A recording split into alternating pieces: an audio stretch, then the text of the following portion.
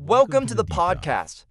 So if you're learning English, you have probably hit that wall. You know the one I'm talking about. Oh, absolutely. The translation wall. Exactly. You hear something and then there's this pause. Your brain just does this whole detour right back into your native language to translate.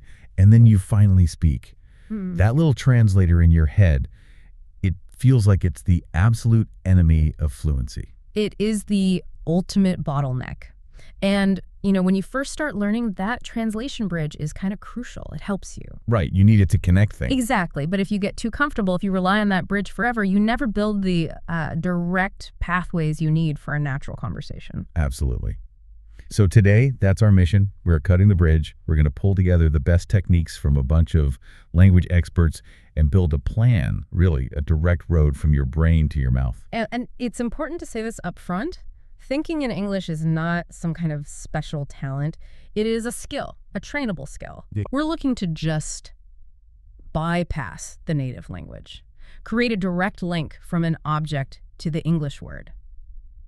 Let's start with why that translation trap is so slow. Okay, let's unpack that. We've all felt it, but what is actually happening in the brain? How much work is it doing? Oh, it's doing far, far too much. Just think about the process. So first you hear English and your brain decodes it. That's one. Step one. Then step two, it converts that into your native language to really understand it. Right, to process it. Then you formulate your answer, but you do it in your native language. That's three. And then the final and most difficult step is converting that response back into English. The right grammar, the right words. Wow. So by the time you've done all that, the conversation is it's left you behind. Completely. Someone asked a simple question, what did you do this weekend? And while you're grinding through those 4 steps, they've already moved on. You're always playing catch up. Which is just exhausting. Yeah. It makes you feel like you can't keep up. And that's the cognitive toll, right? You're using up all your short-term memory, just holding on to what was said, and then all your working memory doing the translation. So your brain just freezes. It freezes, and you miss everything else. The rhythm of the language, the body language, the feeling behind the words. And a lot of the time, the translation isn't even correct, is it? Word for word just doesn't work a lot of the time. Oh, not at all. You get these really strange results. Think about an idiom like, it's raining cats and dogs. Right. If you literally translate that, it makes zero sense in most languages. Or even just simple grammar. Exactly. Some languages put the adjective after the noun. So if you translate blue car directly, you get car blue, which just sounds wrong. It's a lot of work to be incorrect. Okay, so we have to rewire the brain, and all the sources we looked at agree on this.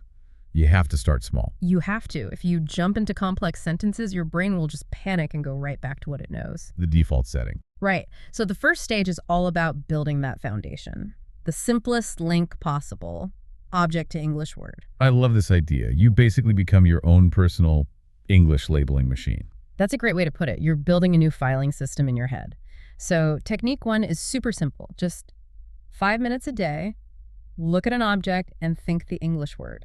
You see your pen, you think pen. Not the word for this is pen, just pen. Just pen. You see the door, you think door. You are creating a new direct path, no middleman. And then you can expand that, I imagine, like blue sky. Exactly. Hot coffee, big box, short, simple phrases. So technique 2 builds on that using visualization.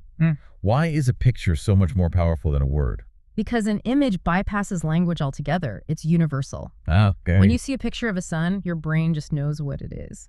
If you connect that image directly to the English word sun, that connection is instant. It's a superhighway. So for new words, say dump truck, you shouldn't write down your native word next to it. Please don't. Find a picture of a dump truck. Or even sketch one. The image becomes the shortcut to the English word. It makes it stick so much better. That makes so much sense. And to really force this new habit, you need to change your tools. We're talking about the dictionary. Yes, this is a big one. As soon as you can, you have to switch to an English-only dictionary. Ditch the bilingual one. You have to, because a bilingual dictionary is basically training your brain to translate. It's giving it an easy way out every single time. Whereas an English-only one forces you to stay inside the language. Right. You look up happy, and it tells you it means joyful or content. You're building a web of meaning within English, which is so much deeper. Okay, so we've got single words down. We're labeling objects. How do we make the leap to, actual thoughts? From thinking door to thinking about opening the door?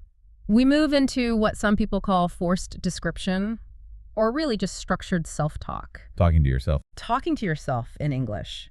And the beauty of this is you only use words you already know. The main rule is you have to stay inside the English bubble. So how do we start?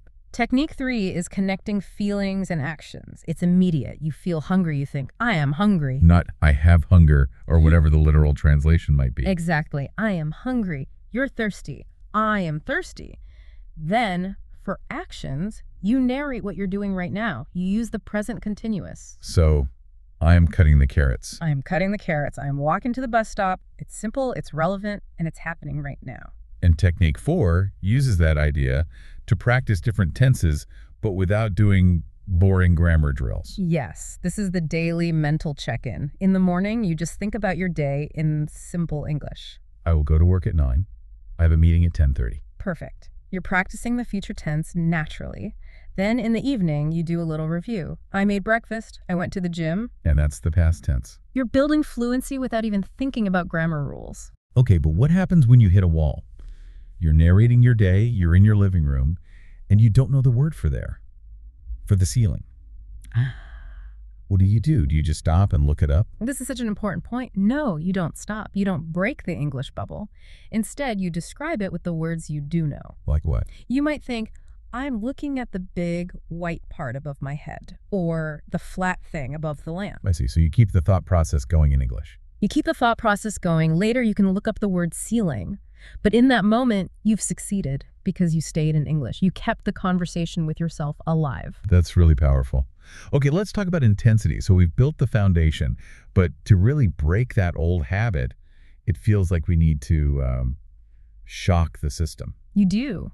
You have to overload it, force the brain into a state where it simply doesn't have time to translate. It's too busy. How do we do that? Technique 5. This might be the most powerful one of all. It's called shadowing. I've heard of this. It sounds intense. It is. Shadowing is when you listen to a native speaker from a podcast, a movie, whatever, and you repeat what they say immediately, like an echo. At the same speed. At the same speed. Yeah. Matching their rhythm, their intonation. You're speaking right after them. Why does that work so well? Because there is literally no time to translate. Your brain is so busy listening and speaking at the same time that the translation circuit just gets bypassed. Just forced into English-only mode. Exactly. And as a bonus, your pronunciation and rhythm gets so much better. Just 5 or 10 minutes of that a day can make a massive difference. Okay, so building on that idea of speed, there's technique 6, which is overloading the senses. Yes, combining reading and listening. You find a book that also has an audiobook, Right. and you read the book while listening to the audio. So you're forced to keep up with the narrator's pace. You are. Your brain is getting the information from your eyes and your ears at the same time, and it has to process it at the speed of the audio. Again, no time to stop and translate. It's okay if you don't understand every single word, right? It's more than okay. The goal isn't 100% comprehension. The goal is to train your brain for automatic processing. And then there's the endurance version of this, technique 7, oversaturation. I love this one. This is about long-form listening. Yeah. You put on a podcast or an audiobook for an hour, maybe more. At first, you'll be actively translating, but eventually your brain it gets a little tired. It gets fatigued. It does. And that conscious effort of translating starts to fade away. And then you'll have this moment where you realize you've just understood the last 10 minutes of content directly, without any conversion. And that's the proof that it's working. That is the moment you feel the rewiring happen. So we have the foundation and we have the high-intensity training. Now we have to talk about the long game, the environment. Absolutely. None of this will stick if English is just something you do for 30 minutes a day in a little box. You have to create an ecosystem. You do. The easiest thing is to change the language on your phone to English. Your computer, your social media apps. I found the idea of using physical labels really helpful. It's so simple but effective. Just stick a small note that says refrigerator on your fridge, cabinet on your cabinet. So every time you get a glass of water, you get a little micro dose of English. A micro reinforcement of that direct link. Yeah. Exactly. Now, what about the emotional side? You mentioned translation causes anxiety. How do we counter that? This is a really key part of it. We need to associate thinking in English with calmness, not pressure. Okay. So use your quiet moments when you're lying in bed before you go to sleep or just sitting on the bus.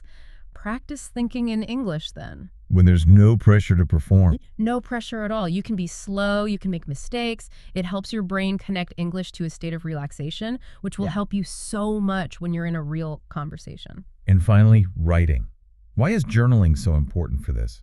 Because writing forces you to organize your thoughts. When you write even just 5 sentences in a diary about your day or how you're feeling, you have to structure your ideas directly in English. Thinking is messy, but writing forces clarity. It shows you where the gaps are. Okay, so to pull this all together for everyone listening, it's a journey. First, start small. Label your world. Use pictures and get that English-only dictionary. Then narrate your life. Simple self-talk about what you're doing, what you're feeling. And planning your day in the morning, reviewing it at night. Then force speed. That's the high-intensity stuff like shadowing and reading while listening. And finally, consistency. Change your environment. Make English a part of your world. And the final piece of advice that came up over and over again was patience. Oh, absolutely. This is the big one. This is a huge habit change. You will catch yourself translating. It's going to happen. And you shouldn't get mad about it. You can't. You don't get angry at a toddler for falling down when they're learning to walk, right? Right. You just gently redirect your brain. Try again.